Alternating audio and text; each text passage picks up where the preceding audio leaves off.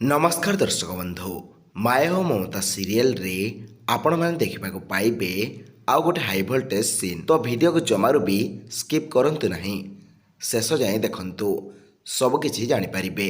तो सांग माने आदर्श पल्लवी को तांको सहित घर को फेरी जावा पई जेते बुझेइबा को चेष्टा करथिले भी से बुझु नथिबे। तापरे आदर्श तांको बापाଙ୍କ पाखକୁ कॉल करी कहिबे मु लक्षधर पल्लवी को बुझेई सारिलेनी କିନ୍ତୁ ସେ ଘରକୁ ଫେରିବା ପାଇଁ ରାଜି ହେଉନାହାନ୍ତି।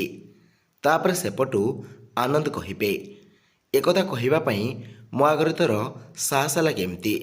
ତୁ ଯଦି ପଲ୍ଲବୀକୁ ତୋ ସାଙ୍ଗରେ ଧରିକି ନ ଆସୁ ତାହେଲେ ମୁଁ ତୋତେ ଏ ଘରୁ ବାହାର କରିଦେବି। ତାପରେ ଆଦର୍ଶ କହିବେ ଆପଣ ଠିକ୍ କହିଛନ୍ତି ବାପା, ମୁଁ ଯେମିତି ହେଲେ ତାଙ୍କୁ ମୋ ସାଙ୍ଗରେ ନେଇକି ଯିବି। ଆଉ ରାସ୍ତାର ଆର ସାଇଡ଼୍ରେ ପଲ୍ଲବୀ ଛିଡ଼ା ହୋଇଥିବେ। ତାପରେ ଆଦର୍ଶ ପଲ୍ଲବୀଙ୍କ ପାଖକୁ ଦୌଡ଼ି ଦୌଡ଼ି ଯାଉଥିବେ ଆଉ ରାସ୍ତାରେ ଗୋଟିଏ ଗାଡ଼ିଟିଏ ଆସୁଥିବ। ତାପରେ ଆଦର୍ଶକୁ ଦେଖି ପଲ୍ଲବୀ ପୁରା ଆଶ୍ଚର୍ଯ୍ୟ ହୋଇଯିବେ। ତ ସାଙ୍ଗମାନେ କ'ଣ ଆସୁଥିବା ସେ ଗାଡ଼ିରେ ଆଦର୍ଶଙ୍କ ଆକ୍ସିଡେଣ୍ଟ ହୋଇଯାଇଥିବ କି, ଯାହାଦ୍ୱାରା ପଲ୍ଲବୀ ଏମିତି ଚମକି ପଡ଼ିଲେ? ଆପଣଙ୍କୁ କ'ଣ ଲାଗୁଛି କମେଣ୍ଟ କରି ନିଶ୍ଚୟ ଜଣାଇବେ। ଆଉ ପଲ୍ଲବୀଙ୍କୁ ଆଦର୍ଶ ତାଙ୍କ ଘରକୁ ନେଇପାରିବେ ବୋଲି ଯିଏ ଭାବୁଛନ୍ତି ସେମାନେ ଭିଡ଼ିଓ ଗୋଟେ ଲାଇକ୍ କରିଦେବେ।